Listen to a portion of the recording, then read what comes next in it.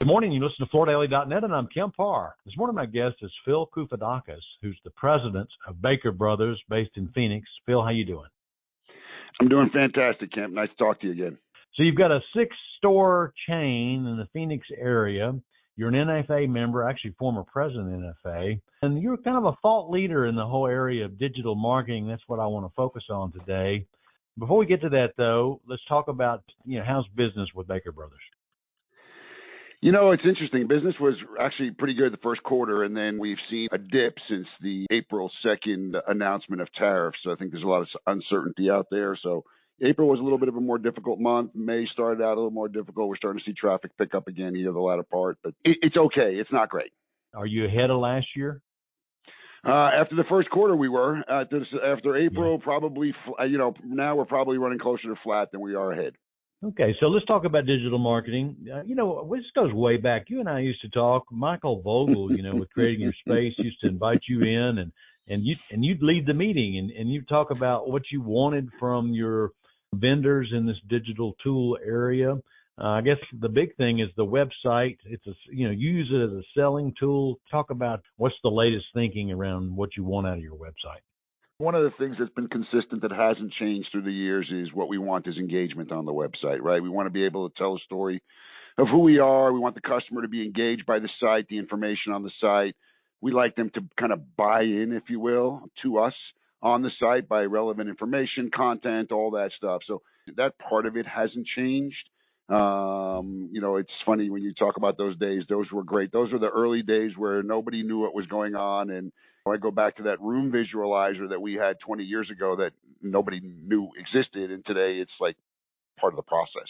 Yeah, I'm more on the front end of it, Kemp, in terms of like, what does it look like and how does it serve the customer and how does it serve us? And obviously, how easy is it for the internet to crawl it and Google to look at it and index it and all those things, That's an important part. That's really an important part.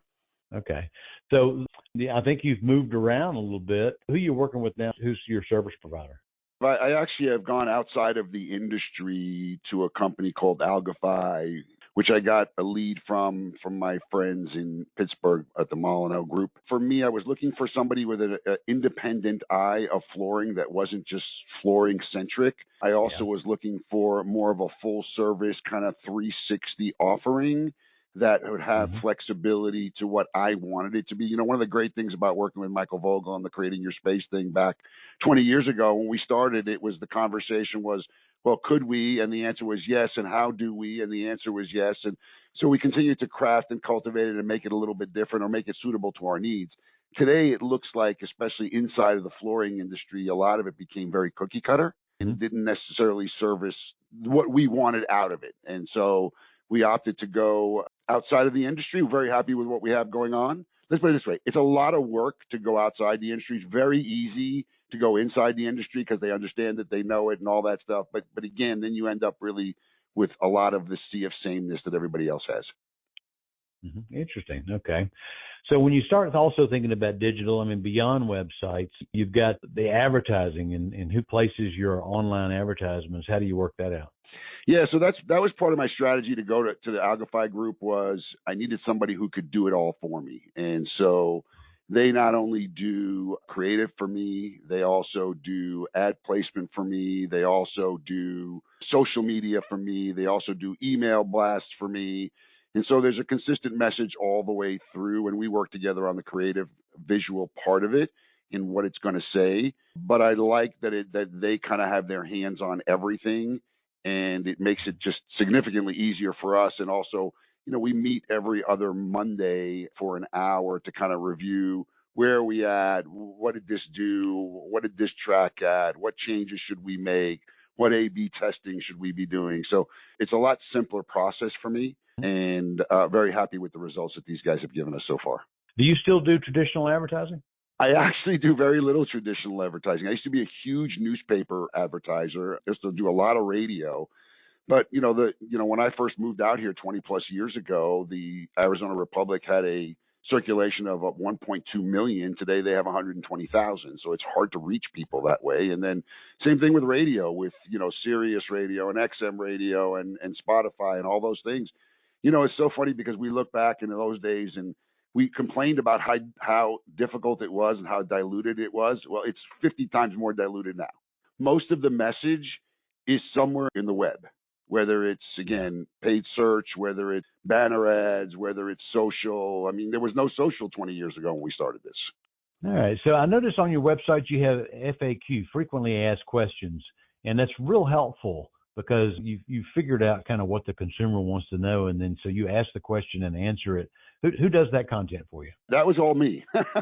There's a lot of work went into it, but a lot of years of, look, we do also a lot of recorded calls through our web advertising, just so we can get a flavor for what is it people are asking for, what are they asking about, all of those things. And so we found that over the course of years, there was a lot of repetitive questions that you would have thought would have been easy answers. For example, I mean, our name is Baker Brothers Area Rugs and Flooring, and we'd get phone calls and say, do you carry area rugs, right? It's a simple question. So we went through and we tried to analyze, go through and go, hey, let's try to shortcut the customer's journey and just give them all they need to know. And there's a lot of information there, but for somebody who likes information, it's a very simple read. Are you doing anything differently now than you were doing, say, 5-6 years ago? Yeah, I think for us, we're doing, again, far more social. So there's a lot of Facebook, a lot of Instagram, a lot of that goes on. The interesting thing is I was having a conversation with a friend the other day who's in a furniture business and not in the flooring business. And we were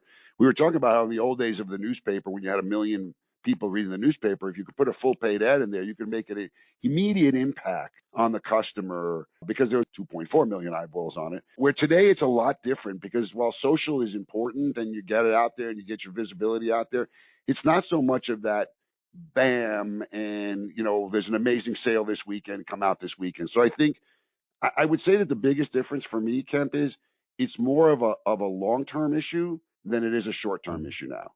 So it's a lot of building blocks versus, shooting a cannon at something pretty quickly. Another NFA member that I've spent some time talking to recently about this same topic is Larry Flick with the Floor Store in San Francisco.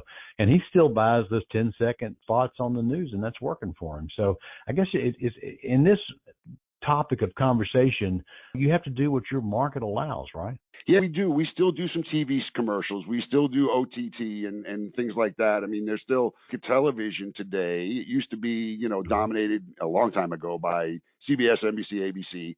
Then cable came into the fray. Now everybody's cutting the cord.